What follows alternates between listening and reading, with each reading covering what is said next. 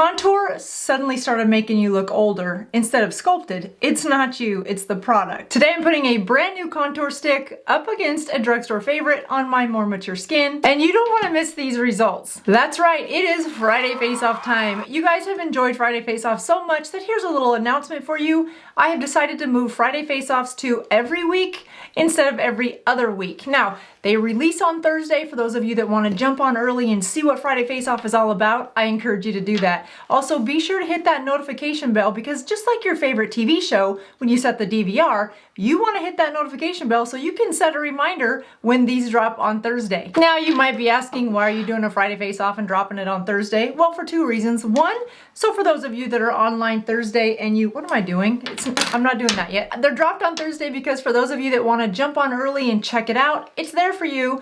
And Thursday face-off, well, it just didn't have the same ring as Friday face-off, so there it is. Friday face-off, for those of you that are new, is where I take two very similar comparable products, and today's a great example of this, and they're usually at very different price points. We put them on, we walk through the application, the product, the formulas, if there's any scents, and of course the price point, and then we do an 8-hour wear test, because most things can look good at the start of an application, but we're busy and we need to know how it's going to have us looking, 4 or 5 hours down the road. Because if you're like me, you've left the house several days thinking, okay, looking pretty good. Then you catch your reflection in a mirror around 2 hours later and think, what in the heck has happened? And for me, that what the heck moment has turned into a few more swear words, and a lot sooner after my makeup application. If we haven't met before, hi, I'm Jodi, I'm 55, and think of me as your midlife beauty bestie, where we just talk about beauty and how it relates specifically to women over 50. We're talking about products, product application, product formulations, and different skincare devices, everything beauty related that you need over 50 to feel confident and seen. I got you. All right, so let's get into the competitors. You know that on the drugstore side, it had to be the lifter stick by Maybelline. I have it in shade 35. It comes in 18 shades. Now the shade range in this is a nice variety. So on the lighter side, you can also use these as a concealer. And then in terms of contour, they go all the way to a much darker tone. So a lot of different skin tones are covered. I love these because they last a long time. They're buildable, they don't crease. You can wear them underneath your foundation, or you can wear them on top of your foundation. I prefer an under sculpting method where you apply your creams, and that's your contour, your bronzer, your blush, your highlighter, everything, and then you cover it with a veil of foundation. That's called underpainting. Sometimes it's referred to as under sculpting. That is my preferred method for a more soft glam look. My normal day-to-day, I just do normal layering after my skincare and my sunscreen and my moisturizer. Then I will put on my foundation and then layer these products on top. That's the way we're gonna do it today, because I think it's the most common application when it comes to contour sticks. So what we're gonna do today, you guys, is let's talk about the contender first, because we know about this one. It's from Maybelline. It's their lifter collection.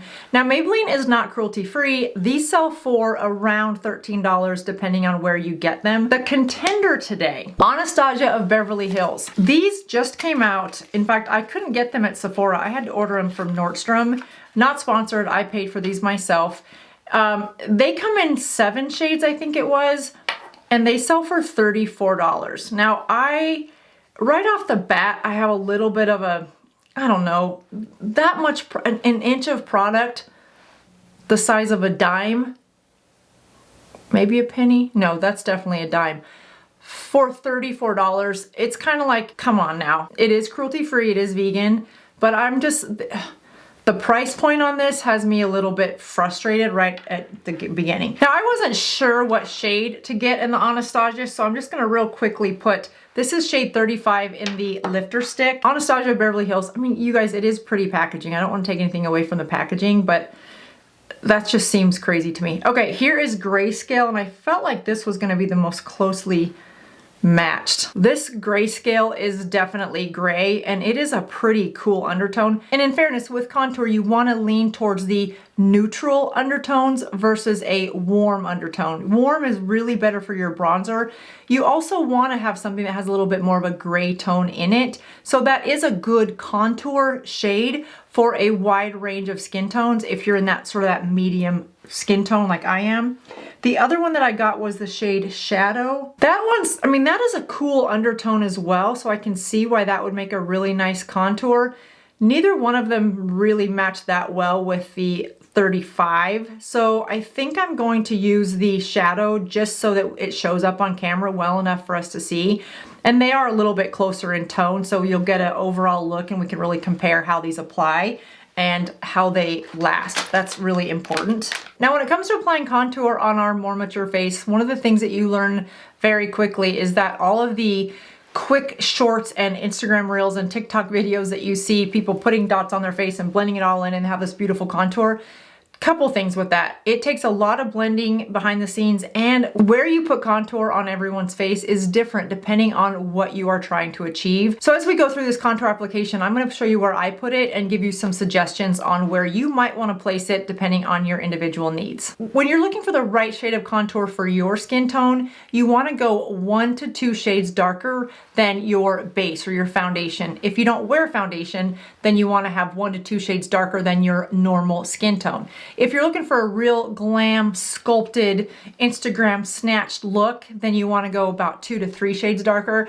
Everyday wear though, that can be really aggressive. And on our more mature skin, where we have so many other things of shadowing and contouring going on in terms of sagging skin, some divots and some hollowness, then your contour shade should be no darker than 1 shade because you just don't want to see it at all. You want to just know that there's some shadowing and some structure going on, but you don't want to be able to see it, and that's where it gets really tricky. So go for 1 shade darker than your foundation or your skin tone, whichever you use as your overall complexion shade. 1 shade darker than that. The way I would always recommend applying your contour is with a fluffy brush. This is the Nikki LaRose N20. Love, love, love this brush for contour.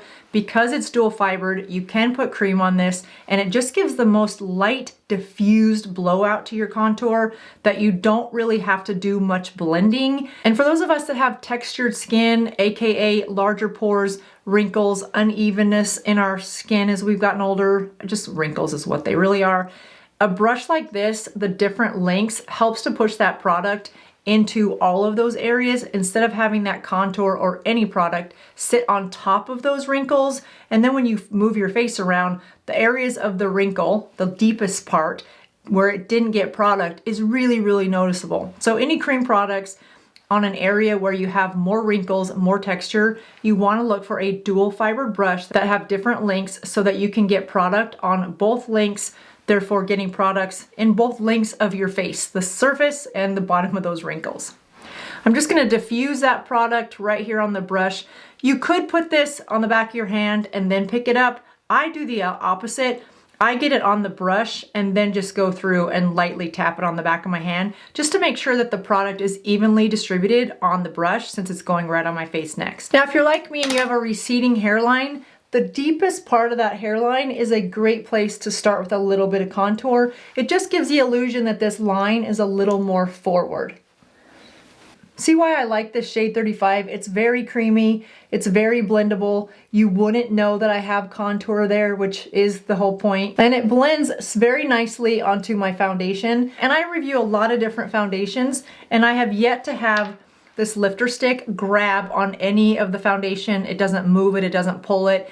It blends so softly and easily that you don't need to really tug on it to get it where you want, which helps the foundation underneath it stay right where you put it. The other place that I find very helpful for those of us over 50 is right through here where our jaw may not be as tight as we would like and we have a sagging jawline or saggy jowls. To help with the appearance of those jowls, place your contour not on the side, not on the curve, but right underneath so that your brush is almost upside down and you're underneath your jawline and you're very softly.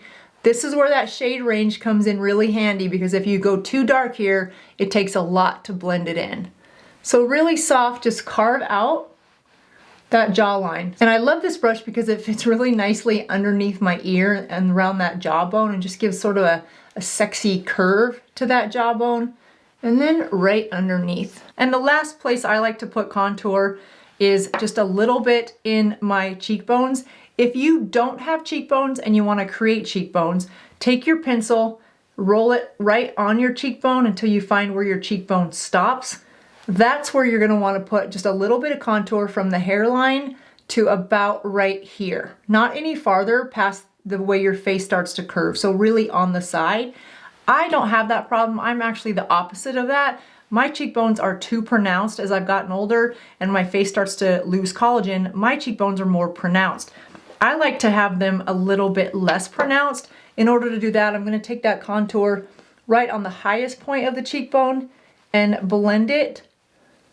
Not going into the temple though, because in the temple we've also lost collagen on our more mature face. About 30% of your collagen is lost after 5 years after menopause. So you may notice some of this hollowness right here. Don't put any dark shades here. You really want to lighten this up to make it look forward. So as you are contouring that high point of your cheekbone, you're just going to put a little bit of shadow right there to make it not stand out as much. So you can see where contouring in the right place does just a little bit of a lifting and a little bit of a sculpting. That's the point of contour. So now that you've seen how easy this is, and if you're a regular viewer of my channel, you know I am a big fan of this. This was in my stocking stuffer gift guide. I also just featured this product on the video of my best products of 2025. I absolutely love it. I am a big fan of this. It's never been sponsored. Maybelline never even sent these to me. I bought them myself. I just think that they are one of the best products for more mature skin. You can use this in so many places, not only where I just showed you where to place it. If you have a nose and you feel like it's a little too wide and you want a little contour to narrow it down,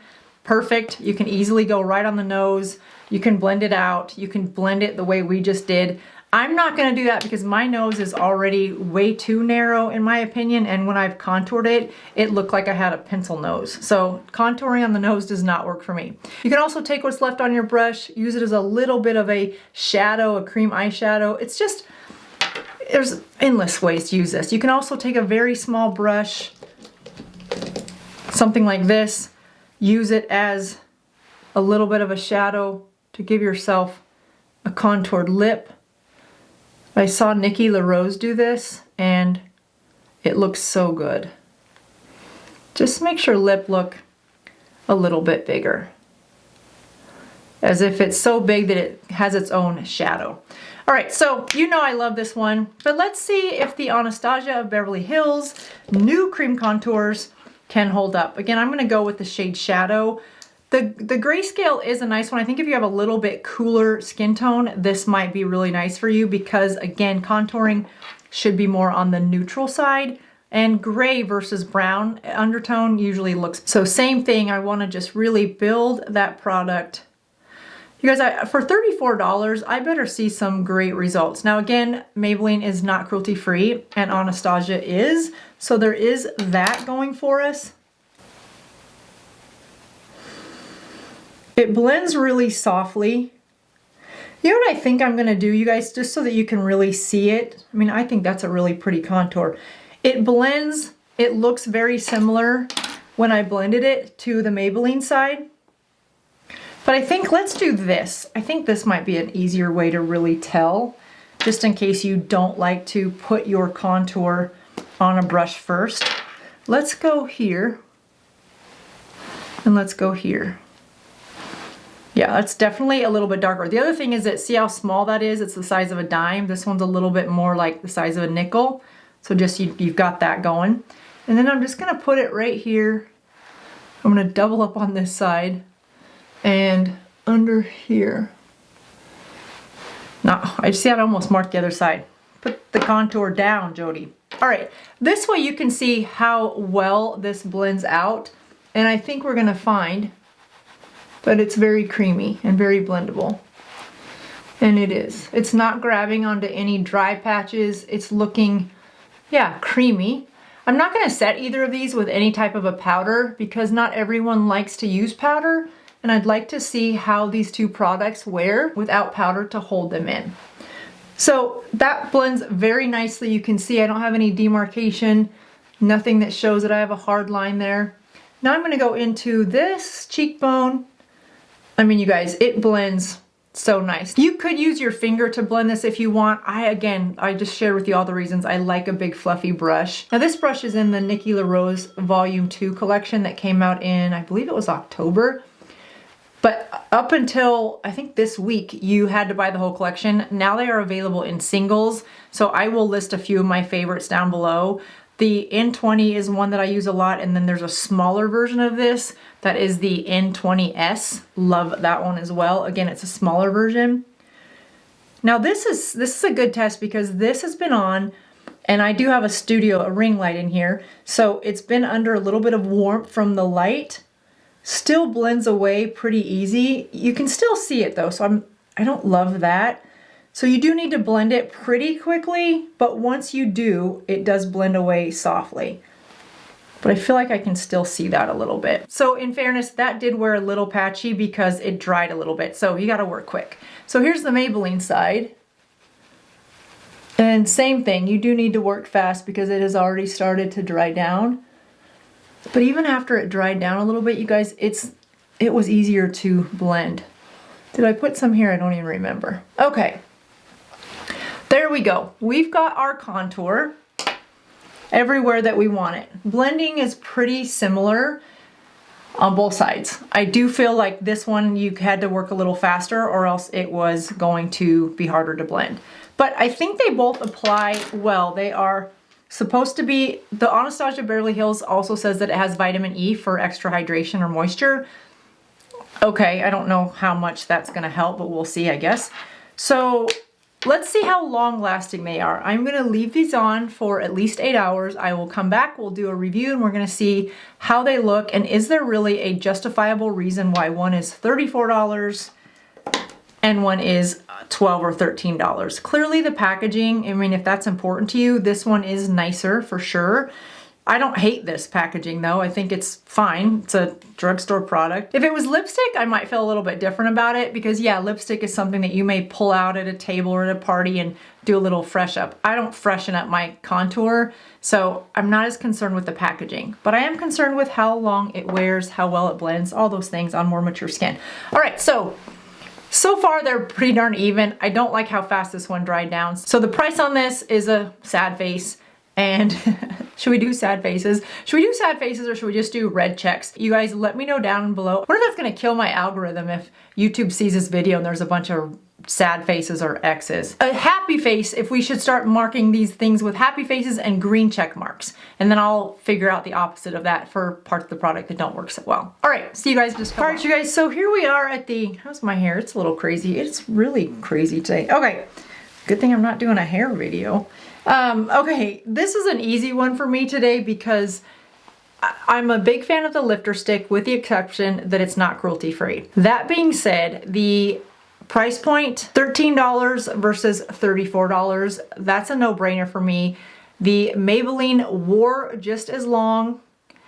It had better shade range, 18 versus 7 or 8. And the blendability on this one is, I found, easier than the Anastasia Beverly Hills. You saw when this sat for just a little bit, it was really difficult to blend. When a product says that it's blendable and has a buttery formula, that is not what I would expect. So this is a no-brainer for me. I tried to go into it with an open mind, and I really thought for $34 it's gonna do something more than what we need a contour stick to do. Contour needs to be blendable and it needs to wear all day in dry patches and oily patches, which is what I have. I'm oily in the T-zone and then dry in this cheek area. So it gives us a real good chance to see what these products and formulas do on different skin types. Again, they both wore the same, whether it was oily skin or dry skin. So I don't see any difference in the way these formulas went on, the way these formulas blended, and the way these formulas lasted after 8 hours. So this is an easy one. Maybelline for the win. And I love that because it's a better price, right? All right, you guys, that does it in this week's Friday Face Off. If you like Friday Face Offs, check out this one. It was a popular one that many of you liked. And if you're looking for a new mascara and you're looking for a tube mascara, then this has some really good suggestions. I'll see you in just a couple days, and you don't want to miss Sunday's video because, well, can't spoil it. If I gave you a spoiler, then you may not tune in. You definitely want to tune in. I'll see you in just a couple days. Thanks for watching. Bye-bye.